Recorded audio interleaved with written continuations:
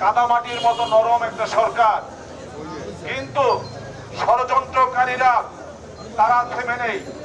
তারা এই সরকারকে নানাভাবে বিব্রত করার জন্য, সরকারকে বিপাকে ফেলানোর জন্য বিভিন্ন ষড়যন্ত্র করে যাচ্ছে। সেই ষড়যন্ত্রই আমরা বরিশালে লক্ষ্য করেছি। নিষিদ্ধ ঘোষিত সংগঠনের নেতাকে আত্মসমর্পণ করার সাথে সাথে জামিন দিয়ে দেওয়া হলো। আর এই নিষিদ্ধ ঘোষিত সংগঠন দ্বারা যারা 15 বছর নির্যাতিত হয়েছেন তারা প্রতিবাদ করলেন, এই কারণে তারা মামলার আসামি হয়ে গেলেন এবং তাদেরকে গ্রেপ্তার করার চেষ্টা করা হলো। অবশেষে সভাপতিকে তার দপ্তর থেকে ধরে নিয়ে যাওয়া হলো। ঢালাইয়ের সেরা প্রিমিয়ার সিমেন্ট। বহু অকাম করেছেন, বহু অন্যায় করেছেন, বহু নির্যাতন করেছেন।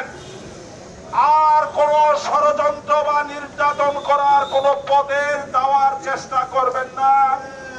যদি কোন রকম বিশৃঙ্খলা করার চেষ্টা করেন, সাধারণ আইনজীবীদেরকে সাথে নিয়ে আপনাদেরকে আমরা প্রতিরোধ করব এবং প্রতিবাদ আমরা জানাবো ইনশাআল্লাহ।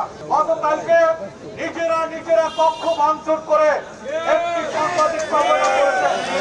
সেখানে আপনারা দেখেছেন আবু সাইদ সাগর সাহেব বলেছে আমার রুমে কোনো ভাঙচুর হয় নাই।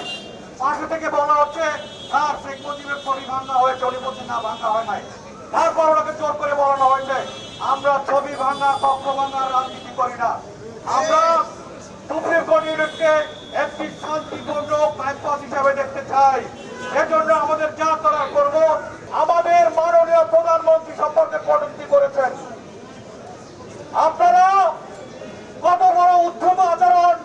এখন পর্যন্ত গণতান্ত্রিক সরকারের 1 মাস পূর্ণ হয় নাই, এখনই আপনারা শুরু করেছেন। আমরা বিগত 17 বছর এই হাইকোর্ট প্রাঙ্গণে আপনাদের চোখে চোখ রেখে প্রতিবাদ করেছি। আজকে আপনাদের নেত্রী তার আত্মীয় স্বজন সহ বিদেশে পালিয়ে গেছেন আপনাদেরকে রেখে। গত 5ই আগস্ট 2024 সালের পর আমরা ভেবেছিলাম আপনাদের শিক্ষা হয়েছে, আমরা আইন অঙ্গনকে শান্ত রাখার চেষ্টা করেছি। এখন তো মনে হচ্ছে কুকুরের পেটে ঘি হজম হয় না।